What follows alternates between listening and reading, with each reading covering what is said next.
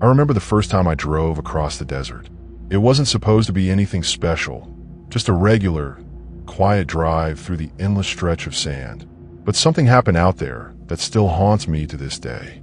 I never believed in the supernatural before, and I still don't fully understand what happened, but I know something was out there, something that shouldn't have been. It all started around sunset.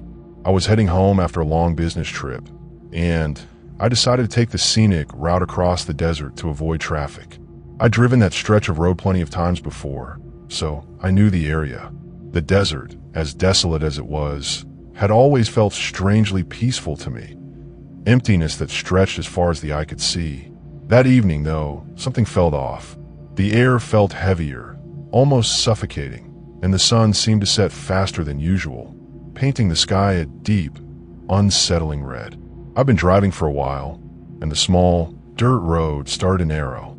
The sun had dipped below the horizon, leaving only the eerie twilight hanging in the air.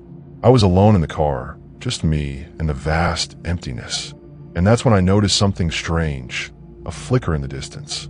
It looked like a shadow, long and out of place, darting across the sand.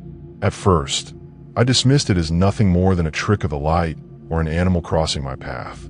But then it happened again, this time closer. I slowed down, my eyes scanning the darkness. I couldn't see anything clearly, but my heart rate picked up. My mind raced, trying to rationalize the situation. Could have been another car. No, the road was too narrow for another vehicle to pass. The hair on the back of my neck stood up. It was as if the desert itself was holding its breath, waiting for something. I tried to convince myself to keep driving, that it was nothing more than my imagination. But something inside me urged me to stop. I pulled over to the side of the road, the tires crunching on the sand. The quiet outside was overwhelming. It felt as though the desert was swallowing everything up, as if no sound could escape. I turned off the engine and sat in the stillness, staring into the blackness beyond the headlights. That's when I heard it, a faint sound, like a low hum or murmur, coming from somewhere off in the distance. It wasn't the wind. It wasn't the usual desert noise. This was different, something I couldn't place. I strained my ears, trying to pinpoint where it was coming from, but all I could hear was that soft, almost imperceptible hum, lingering in the air. I tried to shake off the feeling creeping over me, but it was no use. The sound grew louder, and I realized it was coming closer. My breath hitched. I wasn't alone out here. I couldn't move. I was frozen, my eyes wide, scanning the dark expanse. Then, out of the corner of my eye, I saw movement. Something, or someone, was approaching. It was hard to make out in the dim light, but I could see the silhouette of a person walking across the sand, their figure tall and distorted in the low light. I could hear their footsteps now, slow and deliberate, crunching against the dry earth. I should have driven away. I know that now. I should have gotten back in my car and sped off into the night, but I couldn't. I watched, helpless, as this figure came closer, the hum now mixed with the sound of something else. Whispers, murmurs, almost as if the desert itself was speaking in tongues. My hand was shaking as I gripped the steering wheel, my eyes glued to the figure. It was now close enough that I could make out the details, though they were blurry. The figure didn't seem human. It was too tall, too elongated. It seemed to move in a jerky, unnatural way, like it wasn't supposed to be there. The whispers grew louder, and I could almost feel the weight of the sound pressing against my chest, suffocating me. The figure stopped just outside the beam of my headlights. I couldn't see its face, but I could feel its eyes on me. I couldn't look away, even though every part of me screamed to flee. There was something about it that didn't belong in this world, something wrong in the very air. Then, without a sound, the figure turned and walked back into the darkness, disappearing as quickly as it had come. The hum stopped, the whispers faded into nothingness, and the desert returned to its eerie silence. I sat there for what felt like hours, too scared to move. I don't know how long I stayed, paralyzed by the fear that something else was watching me. Eventually, I mustered the strength to start the car again. My hands were sweating, my heart pounding as I sped down the road. Not looking back, not daring to. The drive back home was a blur, and I don't remember much of it, except that I couldn't shake the feeling that I wasn't alone anymore, that the desert had something out there, waiting.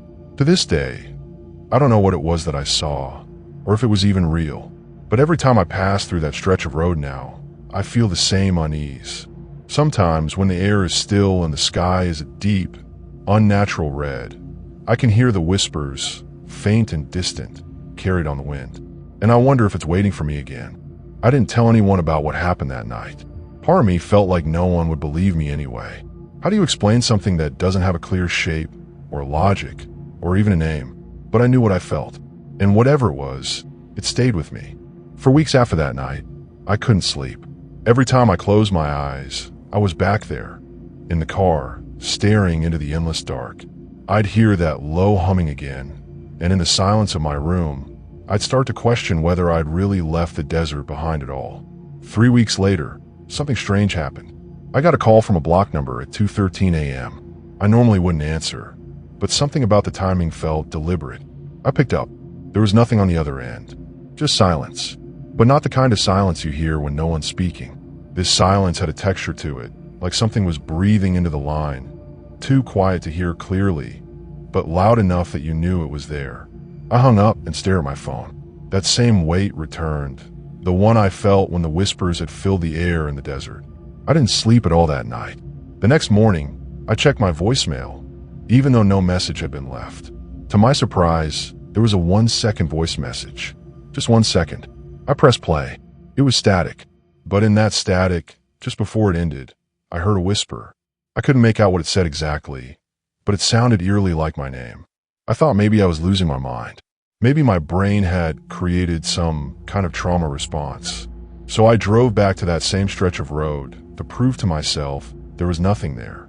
I needed to see it again, or not see it, so I could move on. It was daytime when I went, safer that way. The desert looked normal again. Barren, dry, quiet. I parked on the side of the road in the same spot. Nothing was there. No footprints. No signs of anything unusual. But as I stepped out of the car, I noticed something off. There were tire tracks leading away from the road, into the open desert. That made no sense. No one should be driving off-road here. There's nothing but dunes and jagged rock. The tracks weren't mine. I followed them for a bit, trying to see where they led. About 50 feet in, they just stopped. No turnaround, no brake marks, just nothing, as if the vehicle had vanished. I stood there, trying to make sense of it, when I noticed something even more unsettling. There were footprints beside the tracks, bare feet, but they weren't leading toward the road, they were leading toward me. I turned around instantly, scanning the empty desert. There was nothing, but the wind picked up just then, and I swear, I heard that hum again. Faint, but present. I ran back to the car and didn't look back. That night, I woke up to my house alarm going off. Every window and door in my house is rigged, and the system isn't faulty. I ran downstairs, heart in my throat, only to find every door wide open. Front, back, garage, even the sliding door to the patio. Wide open. Nothing stolen. No sign of forced entry.